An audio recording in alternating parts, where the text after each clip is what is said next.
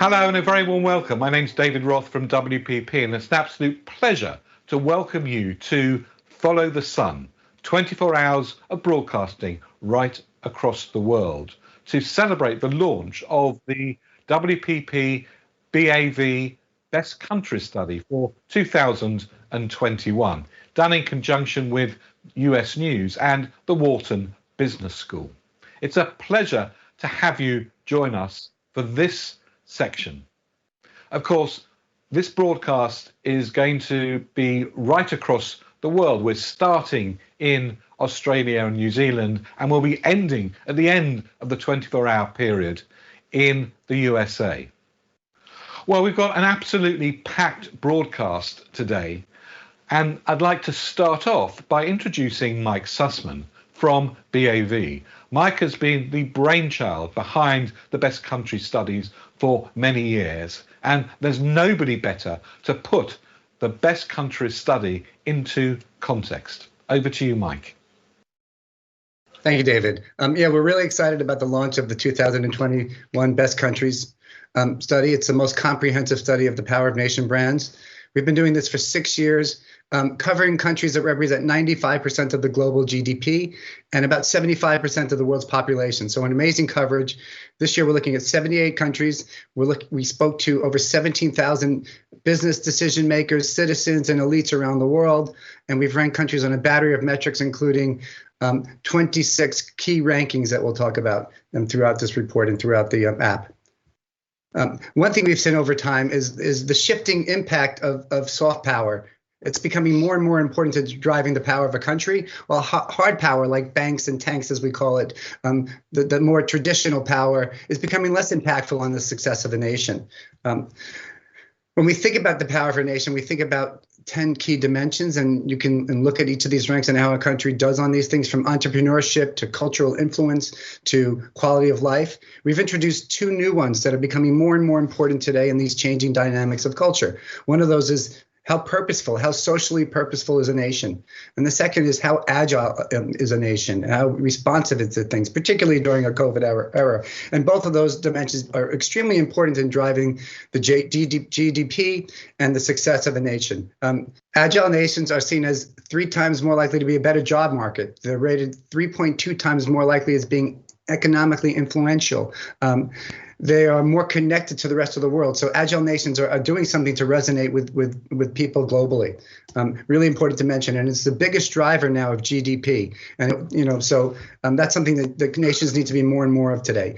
So when you think about agility, the top nations around the world this year are USA, number 1 in terms of being an agile country, followed by Australia, and in 3rd place is Canada.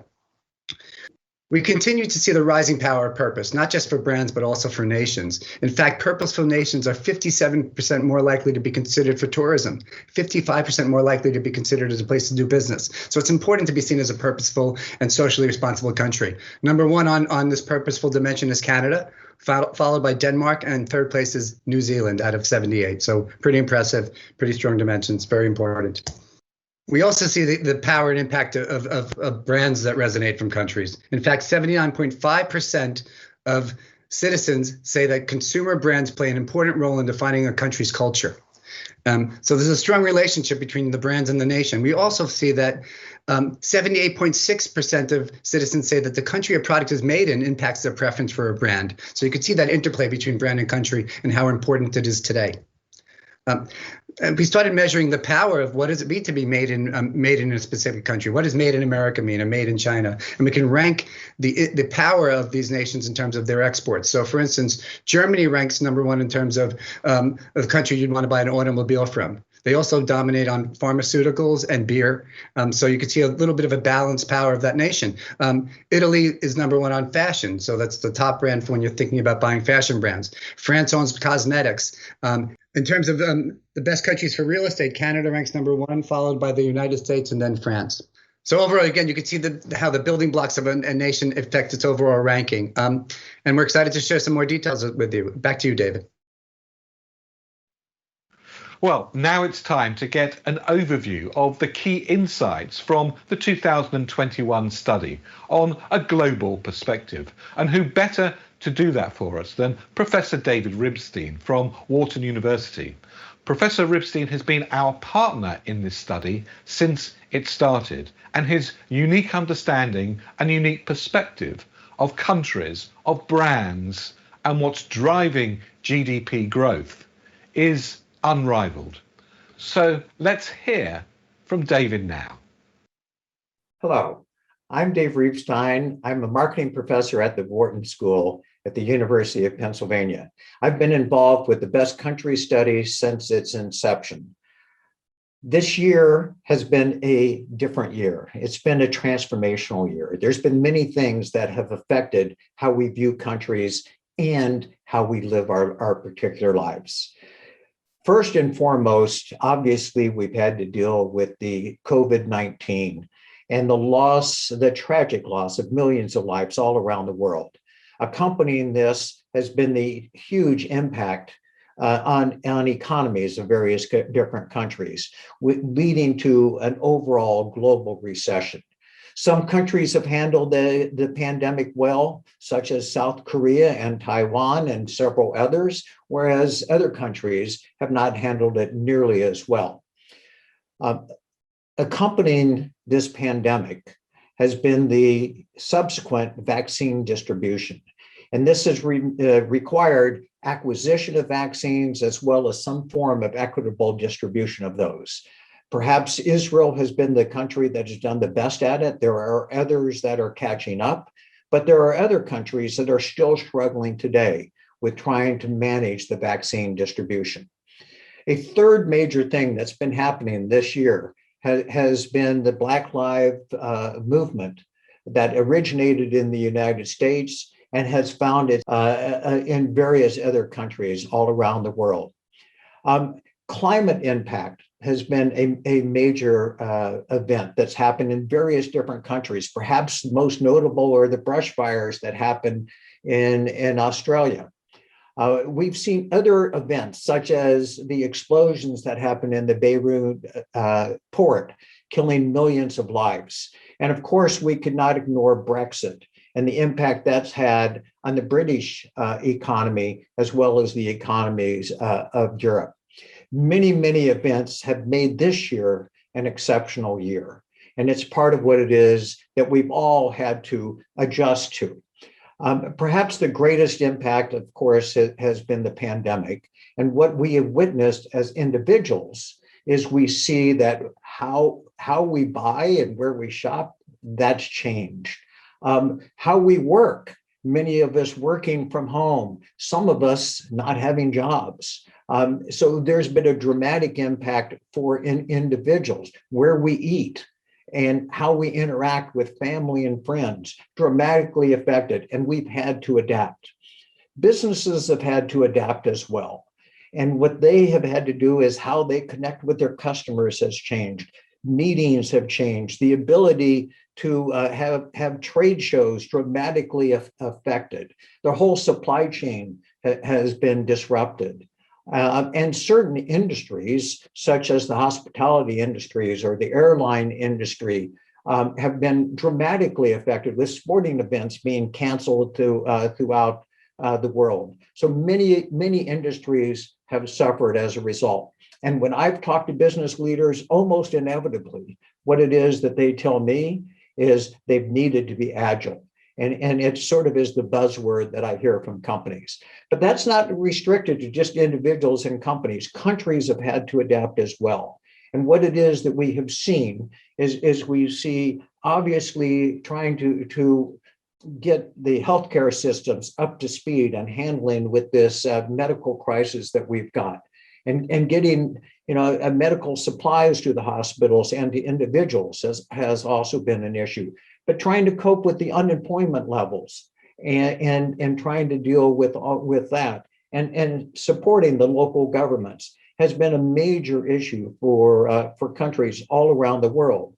And what countries have had to do they've had to adapt as well. Well, we too at the Best Country Study have had to go through our own adaptations. We've added 13 new attributes that we use for evaluating countries, and we have taken one of the previous dimensions, that of citizenship, and we have morphed it into a dimension that we call social purpose. And what is social purpose? It has many of the dimensions that we had in citizenship, but it also includes dimensions such as human rights and racial equality and social justice and climate concern, that have all been attributes that now feed into the social purpose dimension. And we've added a new dimension. And this new dimension, this new overall factor is one of course, agility. And what is it that we have feeding into agility? Our perceptions of countries in terms of their adaptability and in terms of responsiveness and how progressive they are and how modern they happen to be and how dynamic they are, all feed into this agility dimension. So with that said, let's take a look at the latest rankings that we have.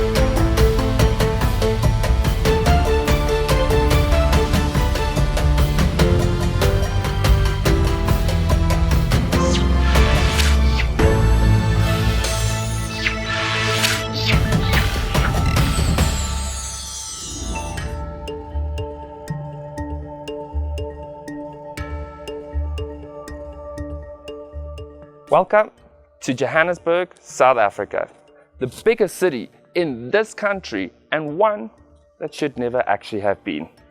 With no natural water resources, it only exists because of the 1886 gold rush.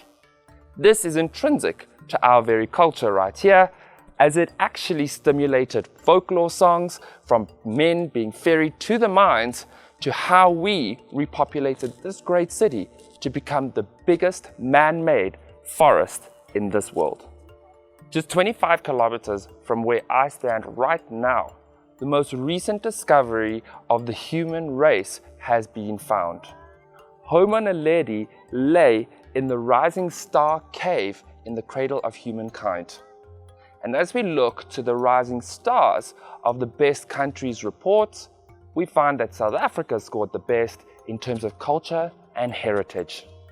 The world calls us an accessible culture, but we are some of the most prominent South Africans, what that actually even means.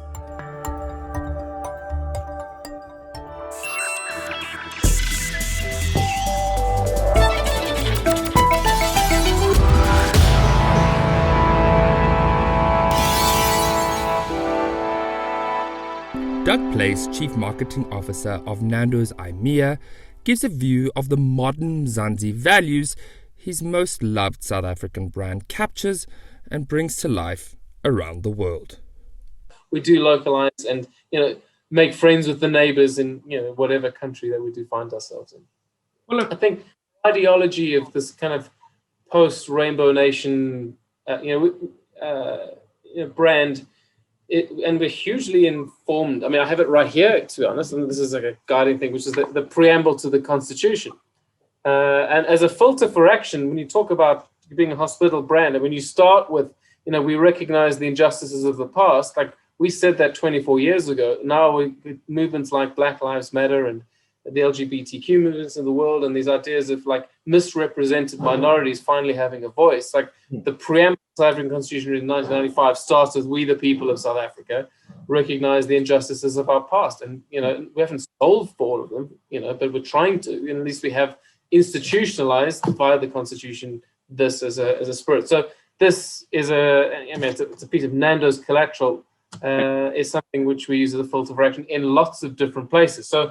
In the US, for example, last year, we launched the undemocratic meal. So what had happened in 2016 is we'd noticed a lot of young Americans didn't vote. They're kind of large, like a lot of young people all over the world were disconnected from the political infrastructure and didn't really see the point in voting. And then were really upset when the person that they wouldn't have voted was elected, Donald Trump. And regardless if you think he was a good or bad president, and there are arguments both ways on that, young people didn't feel represented by his presidencies, which is largely their fault because they didn't vote. And so in 2020, when the time came to vote again, Nando's, understanding how important and how you can change the world with a vote, courtesy of our heritage as a country in South Africa, launched this, the undemocratic meal, which was you could choose not to choose what the meal is at Nando's. And then as you can choose, you've just chose a half chicken, you chose a particular basting. So that choice does matter a lot in just the way we run a restaurant. And so in this case, you could abdicate your choice. You could let the griller choose what you could have. And invariably, we chose something awful. So, it was, an unbasted piece of chicken and a glass of water and maybe a mealie or something. Or I call it corn. And that's not the best thing you could choose on the Nando's. So if you're going to let people choose what you eat for you, then why would you let them choose your government for you? So register to vote, which you could do via using the Nando's menu. And even though we only have sort of 45 restaurants in 2 major cities in the US, this little awful, plucky South African brand, awful was the pun, that shows up in ways which are true to, regardless of who you are, where you come from, your voice matters, man. And it should be heard. And there's a consequence to not having your voice heard. There's a range of ways in which we've showed up in our advertising, the art in our restaurant, the food philosophy. There's lots of stuff that's intrinsically South African. Sia Matane, a culture creator at Slicker on Life, thinks South Africans may be missing a beat. While the rest of the world sees our culture as accessible, he feels we need to stop and reflect if we can. the gold has always been under our feet. Right. You know? Yeah, the gold has always been under our feet. But you know, we never knew how to wear it under our feet, right? We never knew how to value it under our feet. Someone found value, and there was no value in the gold because it was under our feet. We knew Trevor Noah's backstory through a global platform before we knew it on our local platform. I've sat down with Trevor Noah and had an interview with him when he wasn't on where he is, right? Yeah. But even I never knew his backstory. But like, it was a global platform that saw the value of telling his story. Yeah. Can you see that? You know, it's like the same with Sia. So someone is seeing Trevor Noah for the first time on a global platform. They don't know that Trevor Noah, like literally, when he got the opportunity and he made some money, he took a risk and he went overseas, and he literally was gigging to try to figure it out because he got a nice deal with the network. Yeah. And he used that money wisely. And a lot of his peers were getting that type of money, but they never did that. He took the chance on himself. He bet it on himself. Yeah. Here's a story about like fearlessness. Here's a story about being bold. Here's a story about a person that looks like you. And here's a story that he might not look like you, but he's where you come from also. Elon Musk, you know? So these stories are stories that like we, as Africans, we always get the last part of it, and it's probably on a global streaming platform, and it's not on our broadcaster and given the power that it deserves. Yeah. And that is us not seeing we're missing our cultural challenges to be aspirational on a global platform. Yeah. We're missing the other people's cultural misunderstandings. For us, that could be barriers. But if we had all this information, we'd probably have less barriers. Because now I know what Trevor Noah went through, and now I know as a person of his color. Now I know what Shuma Jones went through. Now I know what Sia Kolisi went through. You see, so if I'm missing his story, in a way, I'm missing all the cultural challenges that he had. Abi Mokgwatsane is a man who makes the world accessible to South Africa, and South Africa to the world. As managing executive of brand communications and sponsorships at Vodacom, his insight from a telecommunications point of view gives an interesting perspective. Product innovations that have come out of the continent that are really amazing and have an amazing capability and capacity around the world. I mean, if I just look at telco as an industry, prepaid was invented in South Africa. So the ability for people who don't have contracts, who don't have bank accounts, to be able to participate in mobile technology is something that was invented on the continent. Something like M-Pesa, which is a money transfer capability, is already almost 45% of Kenya's GDP, and is transforming lives all over the continent. That is something that was born on the continent and is being exported around the world. And I think all of those are, in my view, are really significant cultural influences too. In a way, just as Sia said, we have gold underneath our feet. We've always had just incredible potential ahead of us, above our heads. Yeah. And if you can leverage that. I was actually reading somewhere that in most astronomy books, when you see the constellations, you see them from the version of the Northern Hemisphere perspective. 100%. You don't look at them from a Southern Hemisphere perspective. So our kids are looking at a sky that is a Northern Hemisphere sky in a Southern Hemisphere region, which is just completely bizarre. And I think the African culture in particular is probably, in my view, the most welcoming, the most open.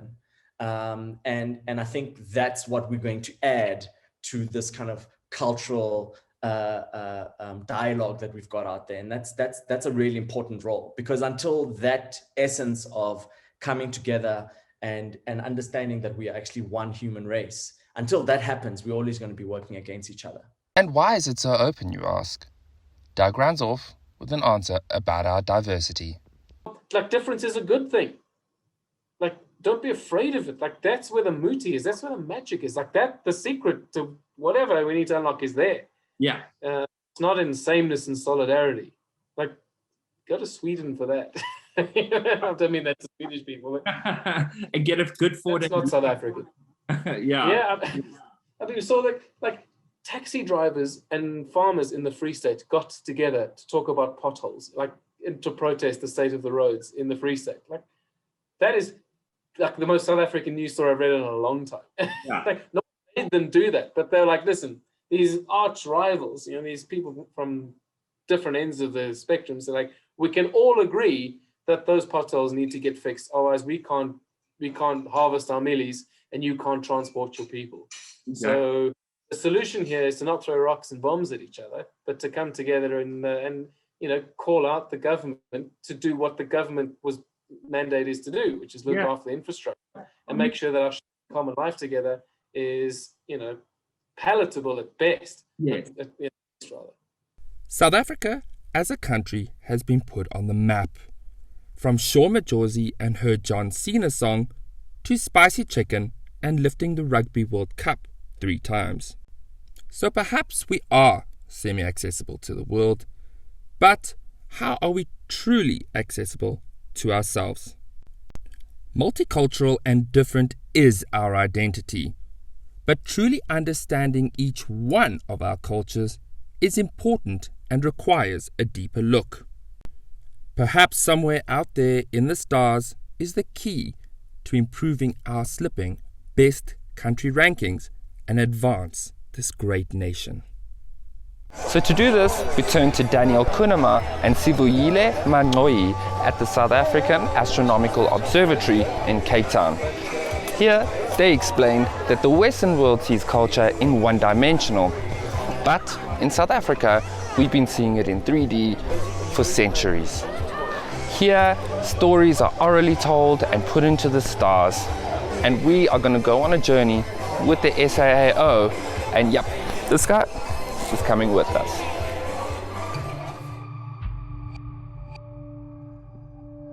For over 200 years now, the SAAO, or the South African Astronomical Organization, has been making our culture tangible.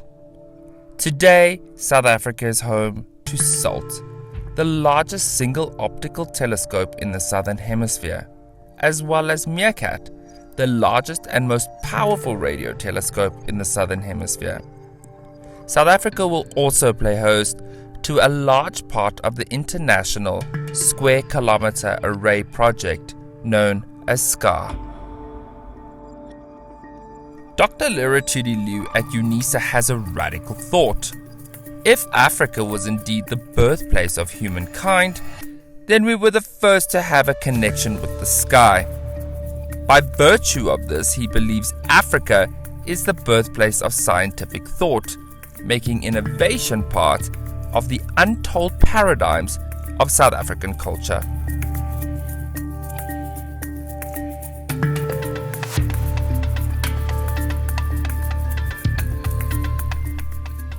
Unlike the Western world, where imaginary lines between stars were drawn, indigenous South Africans saw each shining speck as a pixel, being symbolic in its own right. The SAAO tells the story in brilliant dome videos at the Iziko Planetarium and have converted it into VR. As we learn from the past through this culture of innovation, we are allowing ourselves to prevent the evaporation of oral culture and finding ourselves rewriting the stars. Where we once looked to the Southern Cross and saw stars on other countries' flags, indigenous astronomy by the Venda reveals it's actually to be known as Tutlwa, coming with the symbolism of giraffes skimming above the trees on the horizon, reminding us to finish planting by the end of October when the actual tree toppers did this.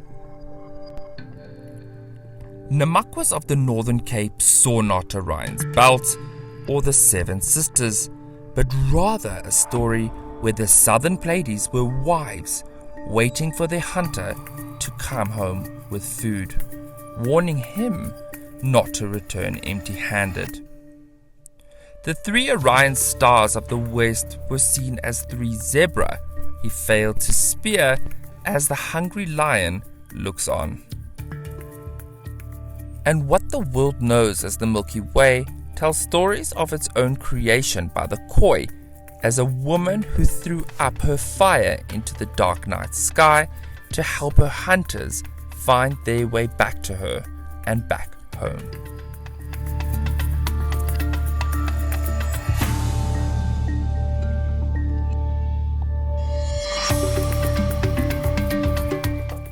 But there's more than just stories.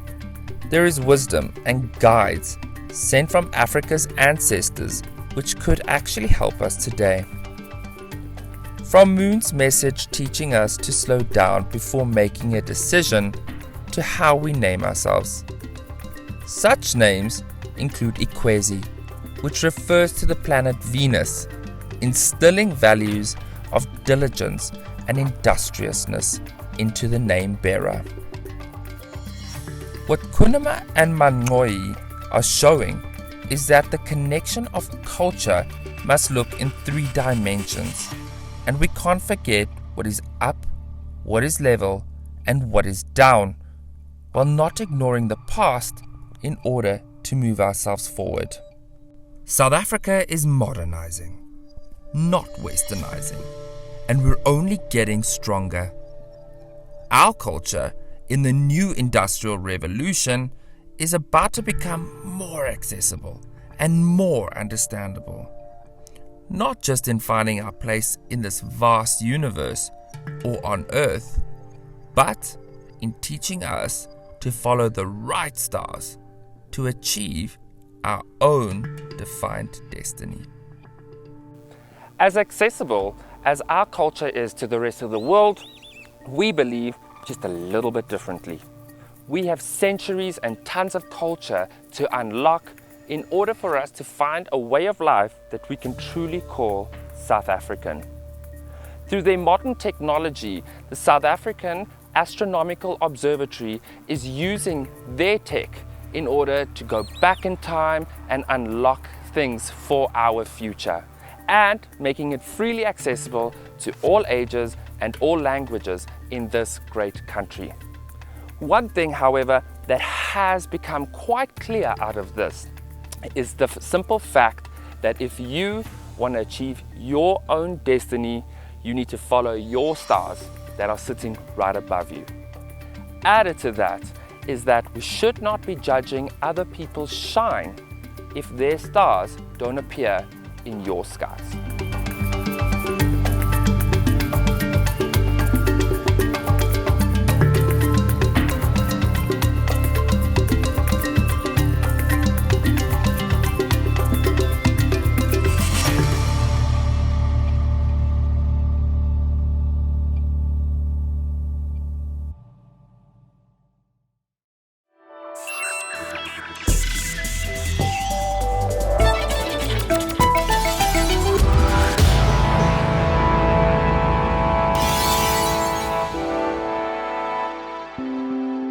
Well, thank you all very much indeed.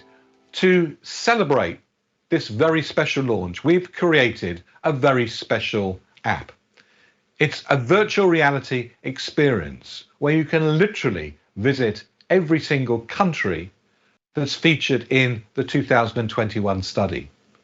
Well, you can get it on your desktop, your laptop, your tablet, your mobile phone. All you need to do is just download it from the URL that's on the screen here. Enjoy, explore. It's full of interest and insights, and we'll be refreshing the content frequently over the course of the next few months. So please do go back frequently.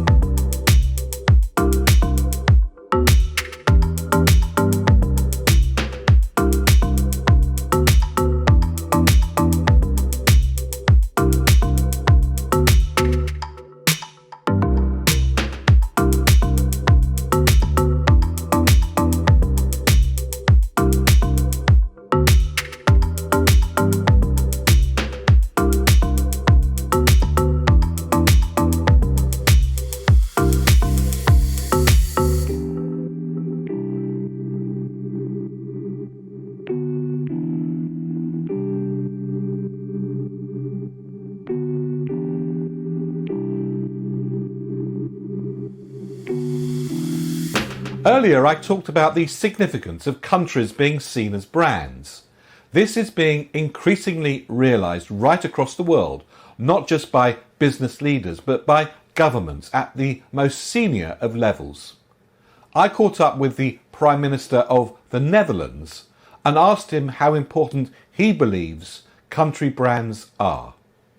Mr. Prime Minister, what contribution do you think that retailing makes to the economy and society in general? So many. I mean, it is the biggest employer in the Netherlands. 900,000 people are somehow connected to the retail sector, so it is huge in its economic impact. That means that many people, in many cases young people, start their working life experiences in the retail sector. It is also a place where you can learn how to be more entrepreneurial and how to start your own business. It is a sector in our economy which is very much focused on innovation and disruptive innovation. It is very much connected to the modern economy, to the internet, to online shopping. So there are so many positives. And it's also a place where people come together. It's also a sort of community place. In some of the stores, people drink a cup of coffee, meet friends, and then buy some stuff. So it has many, many impacts on society. Mr. Prime Minister, you had a fantastic career at Unilever. You obviously know brands very well. Do you think country brands are as important as product brands? Oh, they're crucial. And what I found in this job is that the brand of Amsterdam, the brand of the Netherlands, the brand of Eindhoven, or the whole commercial area around cities like Zwolle and Amersfoort are crucial for our international standing. And the fact that you can bike to school as a child, that it's relatively safe here, that there are so many possibilities when you like sports or culture. And I really learned to brand that much more than we did already. One last question, Mr. Prime Minister. What advice would you give retailers today who are under a lot of pressure, under a lot of stress? Everything's changing very fast. Yeah, but still, at the same time, you are in a fascinating sector. So enjoy what you are doing. We live only once. This is the real thing. This is not the. So you have to make the best of it. And there are so many opportunities for good salespeople, for good businessmen and women, to make use of all those opportunities which are out there. And do realize that you play a very important part in societies. You are really part of society. Mr. Prime Minister, thank you very much indeed. Thank you very much. Thank you. Bye-bye. Okay, bye-bye. Bye-bye. Wow, I can't believe it. We've come to the end of our broadcast. We're almost out of time. I'd like to thank everybody who participated in today's broadcast. And just to remind you again, please do download the app and enjoy going virtually into every single one of our countries in this year's 2021 Best Countries Study. So from me, David Roth, thank you very much indeed. And Mike, thank you very much indeed as well. My pleasure. And feel free to reach out if you have any questions. Thank you. Well, have a great rest of the day. Thank you very much indeed for joining us. We really appreciate it.